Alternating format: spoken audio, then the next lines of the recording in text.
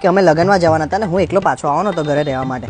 તો ઘરથી નીકળે ત્યારે મમ્મીએ કીધું કે જો ગીઝરની સ્વિચ ચાલુ કરે તો બંધ કરવાનું ભૂલતો નહીં. કીધું સારું. પછી અમે ગાડીમાં બેઠા થોડે દૂર ગયા. મને પૂછ્યું ગીઝરની સ્વિચ તે બંધ કરી હતી? મેં કીધું મમ્મી સ્વિચ બંધ કરી દઈશું, ઘરે જઈશ તો ચાલુ છે, તો ચિંતા ના કર. પછી અમે લગ્નમાં ગયા. લગ્નમાંથી રાત પડી નીકળવાનો ટાઈમ થયો તો મમ્મીએ મને કીધું કે તું ઘરે જાય છે તો ગીઝરની સ્વિચ ચાલુ ના રાખતો. મેં કીધું સારું મમ્મી. ઘરે પહોંચ્યા ત્યાં મમ્મીએ કીધું બેટા ગીઝરની સ્વિચ ભૂલતો નહીં. મેં કીધું હા મમ્મી નહીં ભૂલું.